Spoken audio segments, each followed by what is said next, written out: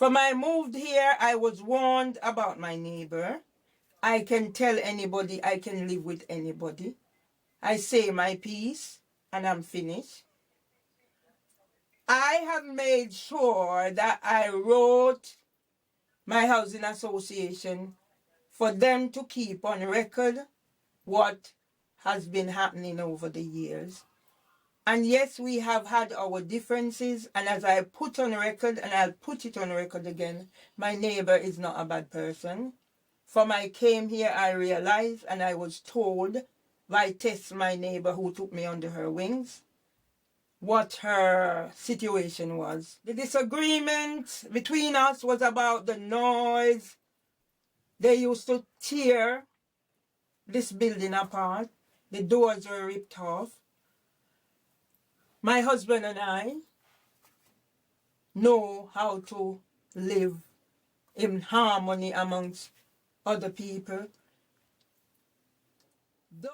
Over a period of time, she started cutting down the garden because my husband developed this garden, spent money on this garden. It was a beauty.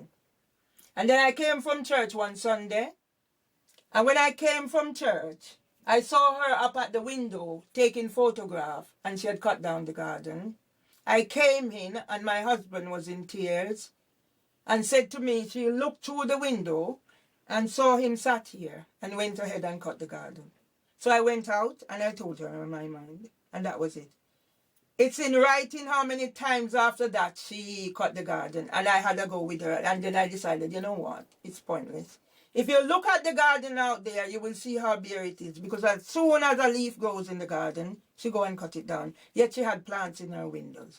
That's going on. On the 13th of December, I heard a commotion. I was going to come to the window and look, and my husband said, no, call for help. I called for help. They heard a loud noise, and they sent help immediately.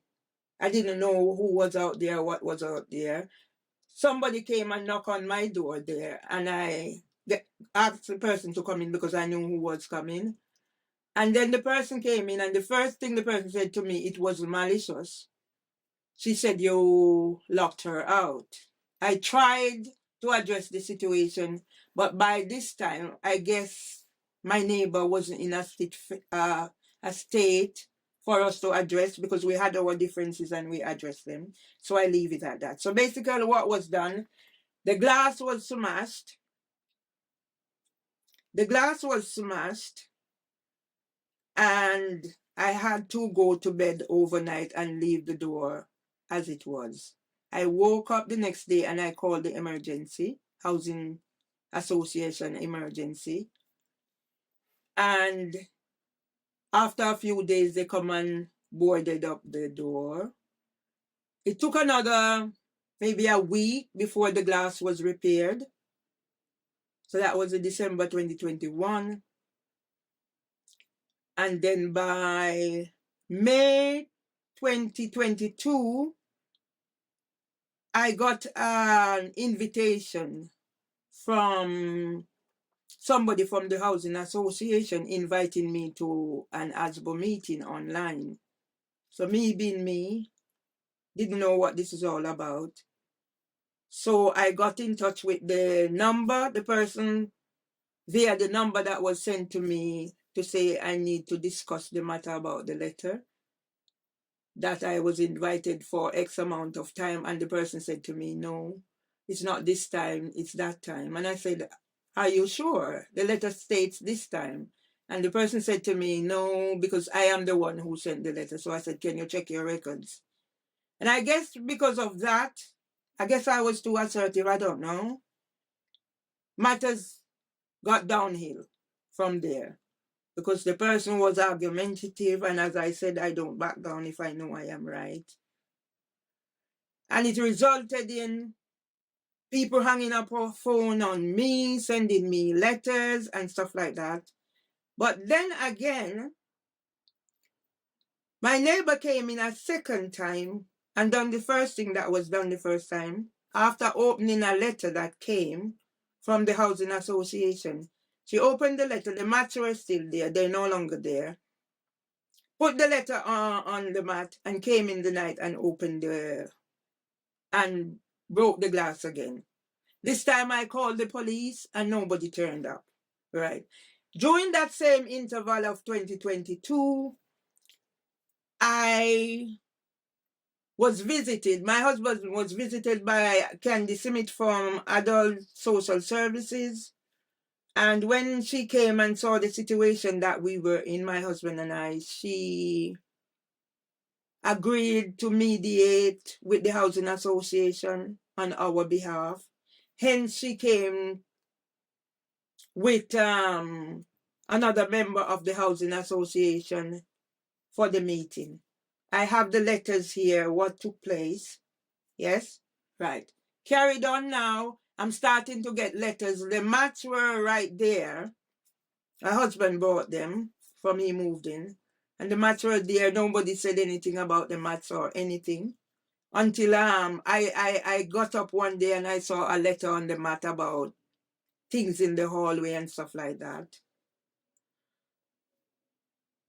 There was a second time when a letter was put there, because these people, they are tricky. They will come and say, they come and nobody was there, and they left a letter to say nobody was here, even the contractors and stuff. So I have to be on my P's and my Q's. Because sometimes if I have to go out and I have an appointment, I'll make sure I leave notes at strategic point to say, my husband is indoors, can you make sure he gets contact? Anyway, after everything was said and done, I decided when the second letter was left on the mat about things in the hallway, I took the mats up, put them inside here, and my husband said, put them back out there. So I did. And eventually the mats were taken away. I remember during this time also I got a call from somebody who wanted to do a survey on behalf of the Housing Association. So of course I done the survey over the telephone. And of course I said what was right, which is I've always give thanks for those who helped me.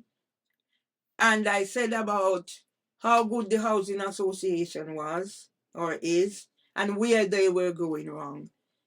And the person asked, do you want to be put in contact with the Housing Association so you could discuss the matter? And I agreed. And I guess that was when I noticed the changes coming on with the situation. So that was 2022. I started, as I said, noticing the changes. But I was a member of the scrutiny panel, so I understand what tenants' concerns were as the minute taker because things was discussed. Unfortunately, this scrutiny panel did not last for long. It was disbanded. So by December 2022, I remembered I'd gone out there because, as I said before, my neighbor is not a bad person. We all have our little differences and whatever things that other people might find not so nice. So I came in. I went to get my husband's paper, the Daily Express. And as I went through the door, I saw my neighbor came out of her car. So I greeted her, not knowing, of course, that things were that bad between us. And she did not answer me. So I said, oh, so I don't exist. And that led to a tirade. So I went and I got my paper and I came back. And because crisis was out at the school and I had done a consultation, I need to get into that so they understand, about homelessness.